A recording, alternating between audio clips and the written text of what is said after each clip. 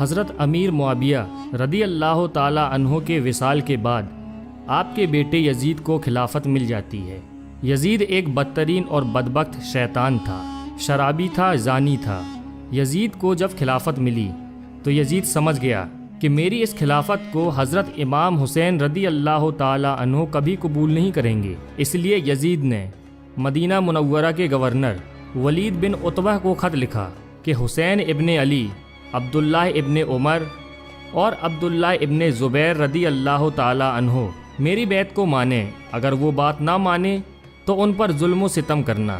امام حسین رضی اللہ تعالی عنہ نے یزید کی بیعت کرنے سے انکار کر دیا، کیونکہ یزید آپ کے نزدیک مسلمانوں کی امامت اور خلافت کے ہرگز لائق نہیں تھا، کیونکہ آپ جانتے تھے یزید فاسق و فاجر تھا، زانی تھا، شرابی تھا اور ظالم تھا۔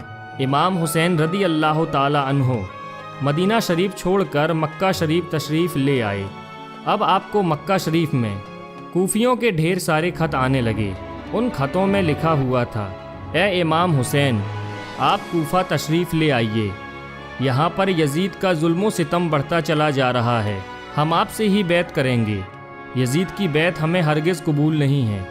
آپ نے حالات کو سمجھنے کے لیے اپنے بھائی مسلم بن عقیل رضی اللہ تعالی عنہ کو یہ کہہ کر کوفہ بھیجا کہ جاؤ، جا کر وہاں کے حالات معلوم کرو، وہاں کے حالات کیسے ہیں۔ جب حضرت مسلم بن عقیل رضی اللہ تعالی عنہ کوفہ پہنچے تو وہاں کے لوگوں نے بڑے ہی احترام کے ساتھ آپ کا استقبال کیا۔ حضرت مسلم بن عقیل کے ہاتھوں میں 18,000 لوگوں نے بیعت کر لی، اور حضرت مسلم بن عقیل نے اپنے بھائی حضرت امام حسین کے نام ایک خط روانہ کر دیا، جس میں آپ نے لکھا کہ یہاں کے حالات بالکل صحیح ہیں اور 18,000 لوگوں نے بیعت بھی کر لی ہے، لہٰذا آپ کوفہ جلد سے جلد تشریف لے آئیں۔ لیکن جب یزید نے ان لوگوں کو دھمکیاں دی تو وہ لوگ اپنی بات سے مکر گئے اور امام مسلم بن عقیل کو شہید کر دیا۔ کوفہ کے حالات اتنے بدل چکے تھے کہ وہ لوگ جو حضرت مسلم بن عقیل سے محبت کا دعویٰ کر رہے تھے، اب وہی لوگ آپ کی جان کے دشمن بن گئے۔ وہیں دوسری طرف مکہ میں مسلم بن عقیل کا بھیجا ہوا خط حضرت امام حسین تک پہنچ چکا تھا، جس خط میں لکھا ہوا تھا کہ کوفہ کے حالات بہت اچھے ہیں، آپ جلد سے جلد تشریف لے آئیں۔ لہٰذا حضرت امام حسین نے فوراً کوفہ جانے کی تیاری شروع کر دی۔ حضرت امام حسین اپنے تمام اہل خانہ کے ساتھ کوفہ کے لیے روانہ ہوئے۔ یہاں امام حسین کوفہ کے لیے چل پڑے۔ امام حسین ابن علی کو حضرت مسلم بن عقیل کی شہادت اور کوفہ کی بے وفائی کی خبر اس وقت ملی جب آپ مکہ شریف سے کوفہ کی طرف روانہ ہو چکے تھے۔ جب آپ کوفہ شہر کے بالکل قریب پہنچ گئے تو آپ کو یزیدی فوج نے روکنے کی کوشش کی۔ حضرت امام حسین نے فرمایا کہ میں تم لوگوں کے بلانے پر ہی کوفہ شہر میں آیا ہوں، اگر تم لوگ چاہتے ہو کہ میں کوفہ میں نہ آؤں تو مجھے واپس جانے دو، میں جانے کے لیے تیار ہوں۔ یزیدی فوج نے حضرت امام حسین کو کوفہ شہر میں داخل نہیں ہونے دیا، لہٰذا حضرت امام حسین نے اپنے پورے قافلے کے ساتھ اپنا راستہ بدل لیا۔ چلتے چلتے جب آپ ایک چٹیل میدان میں پہنچ گئے تو آپ نے ایک شخص سے سوال کیا کہ یہ کون سی جگہ ہے؟ اس شخص نے کہا اس جگہ کو کربلا کہا جاتا ہے۔ آپ نے فوراً اپنے پورے لشکر کو حکم دیا کہ یہیں پر خیمہ لگا دیا جائے، لہٰذا اس طرح سے حضرت امام حسین کربلا میں پہنچے۔ ادھر یزیدی فوج کو جب اس بات کا علم ہوا کہ حضرت امام حسین نے اپنا خیمہ کربلا کے میدان میں لگایا ہوا ہے تو یزیدی فوج نے بھی فوراً کربلا کے میدان میں پہنچنا شروع کر دیا۔ یزید کی جو فوج کربلا پہنچ رہی تھی ان کی سپہ سالاری ابن سعد کر رہا تھا۔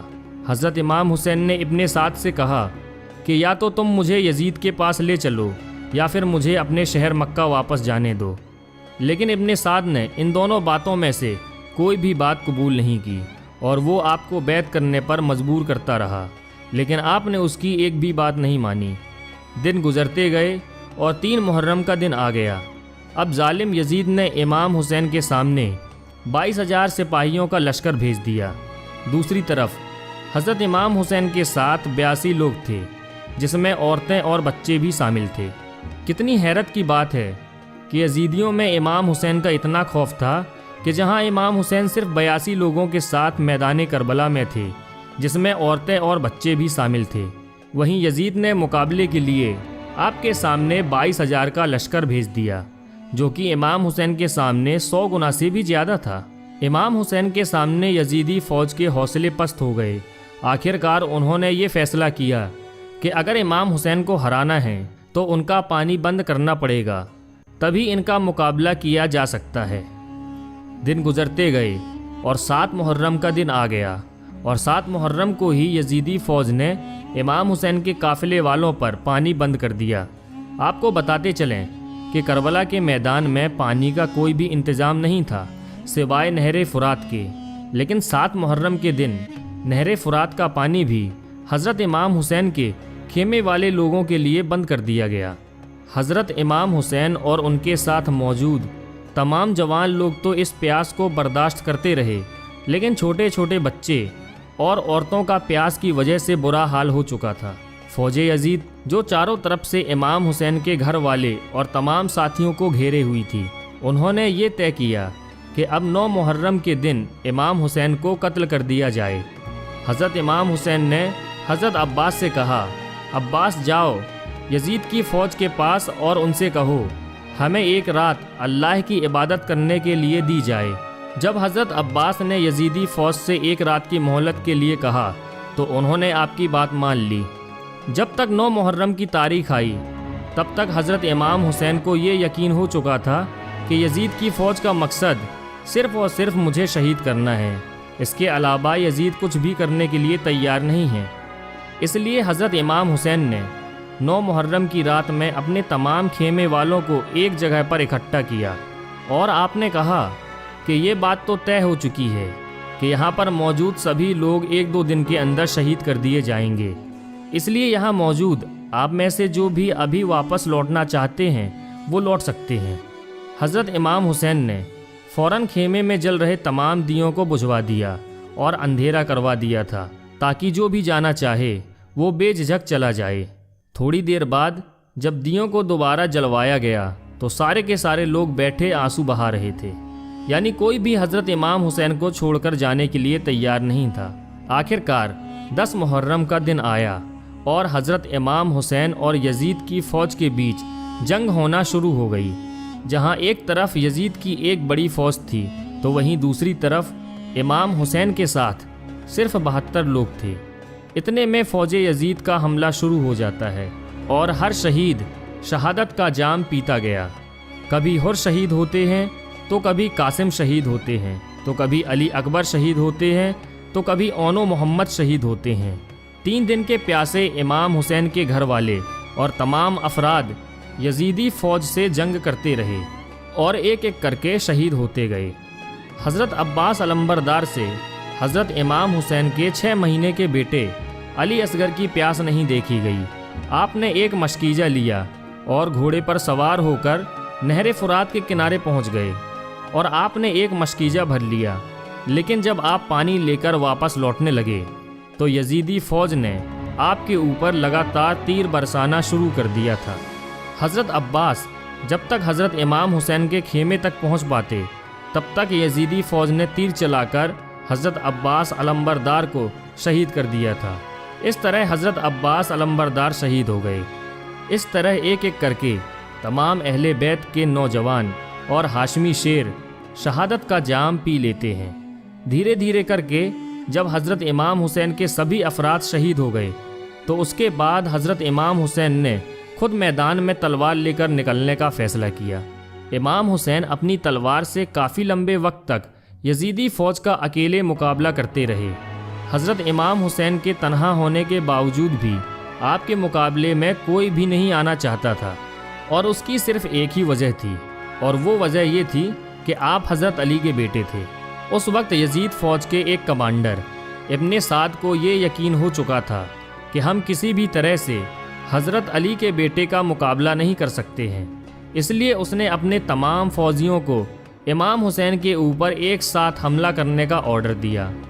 तमाम लोग हज़रत इमाम हुसैन पर एक साथ मिलकर हमला कर रहे थे, लेकिन उसके बावजूद भी इमाम हुसैन लगातार ये साबित कर रहे थे कि बातिल चाहे तादाद में कितना भी हो, लेकिन वो हक और सच के मुकाबले में बिल्कुल भी टिक नहीं सकता। جب حسینیت اور یزیدیت کے بیچ بڑی ہی خطرناک جنگ چل رہی تھی کہ اسی بیچ میں اچانک سے نماز عصر کا وقت ہو گیا۔ حضرت امام حسین نے ایسے مشکل وقت اور ایسی زخمی حالت میں بھی عصر کی نماز پڑھنے کا ارادہ کیا۔ آپ نے جیسے ہی نماز پڑھنا شروع کیا، یزیدی فوج کو وہ موقع مل گیا جس کا وہ لوگ ایک لمبے وقت سے انتظار کر رہے تھے، یعنی جیسے ہی حضرت امام حسین سجدے میں گئے، شمر جل جوشن نے آپ کی گردن پر تلوار چلا کر آپ کے سر کو جسم سے جدا کر دیا۔ حضرت امام حسین کی شہادت کے بعد یزیدیوں نے آپ کے سر مبارک کو نیزے پہ رکھ کر پورے کوفہ میں گھمایا تھا۔ آپ کے سر مبارک کو گلی گلی میں گھما کر جلوس نکالا گیا تھا۔ کربلا کی اس جنگ میں حضرت امام حسین کے گھر والوں میں سے صرف آپ کی ایک اولاد ہی بچ سکی تھی، جن کا نام حضرت زین العابدین تھا۔ اس کے علاوہ حضرت امام حسین کے گھر کی تمام عورتوں کو قیدی بنا کر کوفہ لایا گیا تھا۔ بھلے ہی اس دن امام حسین کو شہید کر دیا گیا تھا، لیکن آج بھی حضرت امام حسین پوری دنیا میں قیامت تک کے لیے زندہ ہیں۔ یزید ڈوب گیا شام کے اندھیروں میں، حسین چمکے ہیں دنیا میں روشنی کی طرح۔ دوستو، اگر آپ کو یہ ویڈیو پسند آئی ہو تو ویڈیو کو لائک کریں، اپنے دوستوں کے ساتھ شیئر کریں اور ایسے ہی ویڈیوز پانے کے لیے ہمارے چینل کو سبسکرائب کر دیں۔ دوستو، ملتے ہیں ایک اور نیکسٹ ویڈیو کے ساتھ۔ جب تک کے لیے اپنا اور گرد و نواح کے تمام ساتھیوں کا خیال رکھیے گا۔ خدا حافظ۔